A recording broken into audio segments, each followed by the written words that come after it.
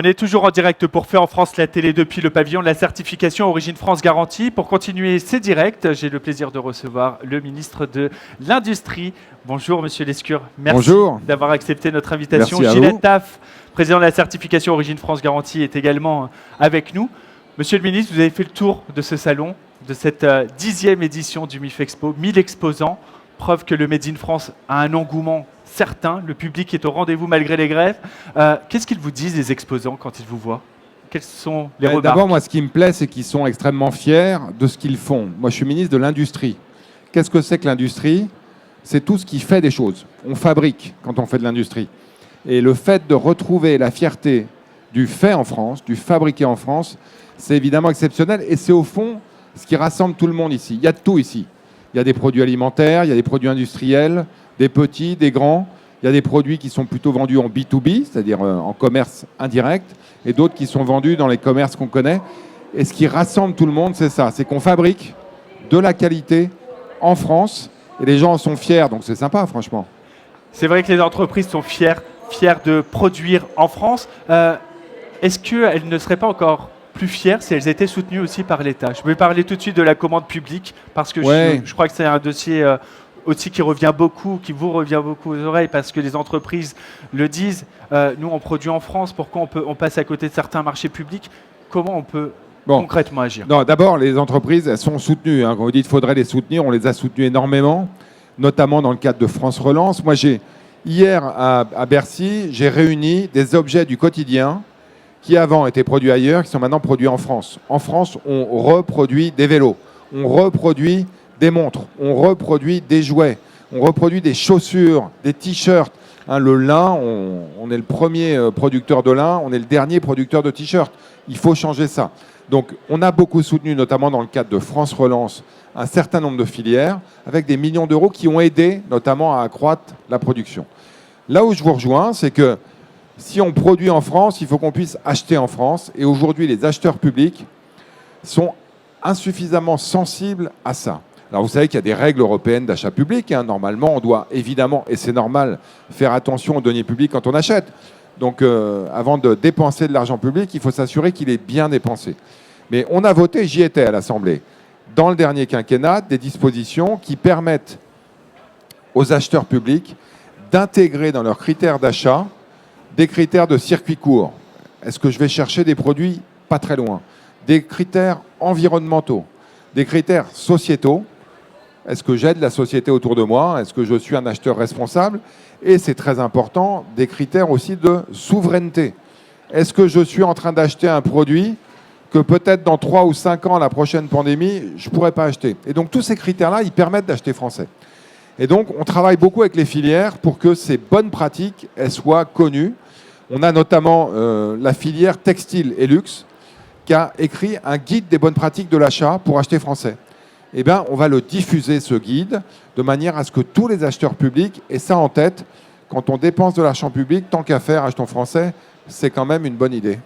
C'est vrai, vous parliez de circuit court. Seulement, quand on regarde la définition du circuit court au niveau du droit européen, le circuit court, c'est de la vente directe. Ça veut dire qu'un circuit court peut être asiatique.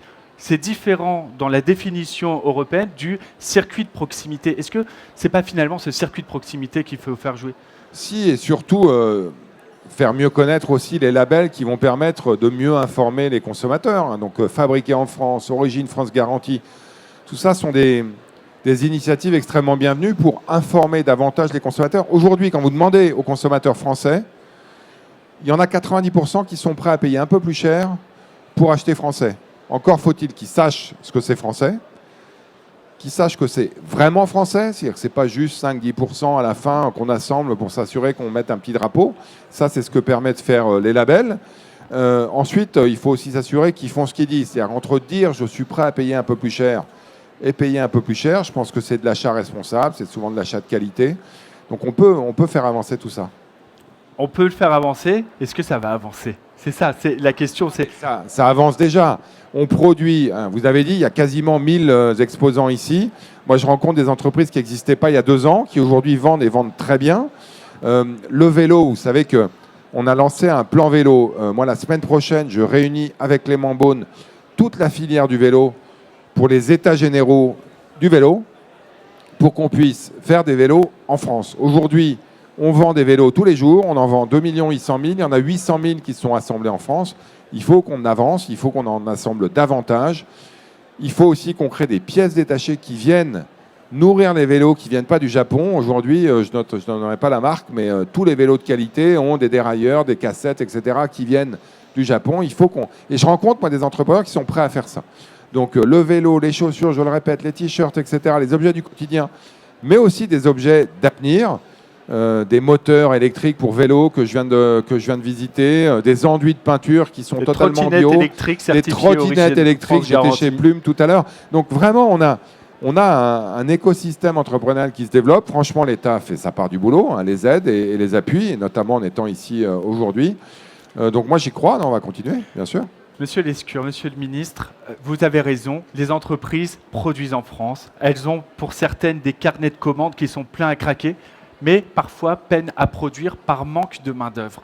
Parce qu'on a un déficit, on a un nombre d'emplois vacants dans l'industrie qui est considérable, plus 99% depuis la crise sanitaire, depuis le début de la crise en 2020.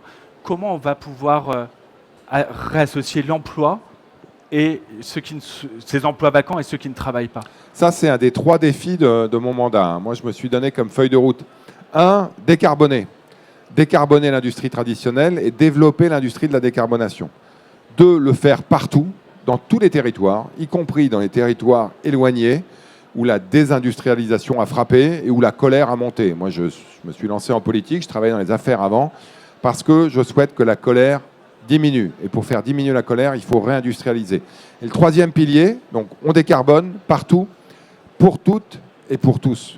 Il faut qu'on redonne envie aux jeunes d'aller dans l'industrie, aux jeunes hommes et aux jeunes femmes. Moi, ce qui me plaît ici, même si on est 3 hommes autour du plateau, dommage, c'est qu'il y a beaucoup de jeunes filles ici qui travaillent dans l'industrie, qui travaillent dans les startups, qui souhaitent fabriquer des choses. Et donc, c'est vraiment le 3e pilier. Je travaille avec Carole Grandjean, qui est la ministre de l'enseignement professionnel, pour rénover le lycée professionnel et l'orienter davantage vers l'industrie. Alors, il faudrait être 2 pour danser le tango, comme on dit. Il faut que le lycée s'ouvre davantage sur l'industrie. Il faut que les industriels aillent au lycée, aillent à l'école, présenter leur métier. Et que les écoles aillent dans les usines. Exactement. Alors ça, vous savez que le président l'a annoncé. On souhaite que les jeunes, dès la 3e, voire même dès la 5e, je pense, aillent une demi-journée par semaine dans les entreprises et donc dans les usines visiter. Il faut qu'on continue. Ce qu'on a très bien fait, c'est l'apprentissage qui a explosé depuis 5 ans. On est passé de 300 000 à près d'1 million. Il faut qu'on aille encore au-delà. Et notamment dans les plus faibles qualifications pour les plus jeunes, de manière à ce que très vite, les jeunes qui apprennent aussi à faire, apprennent dans l'entreprise. Il y a la semaine de l'industrie bientôt, hein, c'est la dernière semaine de novembre, donc on y est presque. Moi, je vais mettre le paquet sur ce sujet des talents pendant cette semaine-là. Les jeunes filles, les jeunes hommes, les jeunes issus de la diversité, les jeunes qui viennent des quartiers populaires. Aujourd'hui, on a un chômage le plus bas depuis longtemps en France. Il y a encore des quartiers dans lesquels il y a 15-17% de chômage. Il faut aller les chercher. Il faut leur donner envie d'industrie. Il faut leur rappeler que l'industrie, ça paye, mieux qu'ailleurs. Que l'industrie, ça dépollue. Ils pensent encore que l'industrie, c'est l'industrie à la papa qui pollue. L'industrie, ça dépollue. Et oui, l'industrie, c'est pénible. C'est vrai que c'est plus difficile d'être dans une usine que parfois d'être à un bureau. Mais c'est extrêmement gratifiant de fabriquer des choses.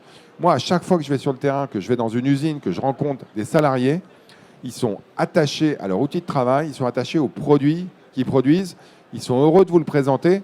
C'est quand même vachement gratifiant de faire des choses. C'est vrai. Et allons dans les usines parce qu'on verra tous les sourires qui se cachent derrière les produits fabriqués en France, les sourires qu'on monte dans le magazine Fait en France, qu'on retrouve sur le salon. Gilles, c'est important aussi que la certification Origine France Garantie avance main dans la main avec le ministère et avec monsieur le ministre. Alors effectivement, comme je le dis tout le temps, on a besoin d'être tous ensemble, tous fédérés de ce fabuleux combat de la réindustrialisation, parce que c'est une histoire de cohésion sociale. Dans les territoires, monsieur le ministre le rappelait, on a besoin d'énergie, on a besoin de redonner de l'énergie dans les régions. Pendant 40 ans, on nous a vendu un monde sans usine, que la France serait un pays de tertiaire.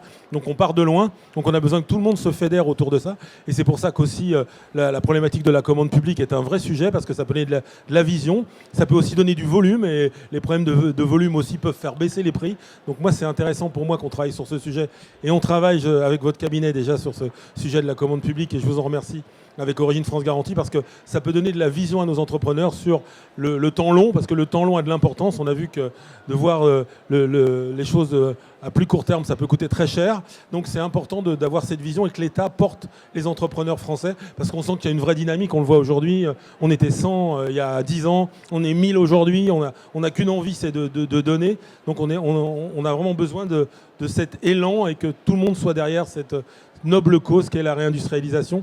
Et encore une fois, je le dis, c'est la cohésion sociale qui est en jeu, parce que l'usine, c'est quand même un formidable endroit où l'ascenseur social fonctionne encore. Et ça, c'est hyper important pour moi, en tout cas, à mes yeux. Et puis le jour aussi où les filières techniques, les emplois manufacturiers ne seront plus une menace à l'école, on aura avancé beaucoup, parce qu'il y a aussi un travail culturel qui est important à faire sur l'industrie. Merci beaucoup. Merci à tous les deux et on continue. Monsieur le ministre. On continue, vive l'industrie on ne lâche française. rien. À bientôt. Et nous, on continue Merci beaucoup. sur Fait en France la télé. À tout de suite pour la suite des programmes.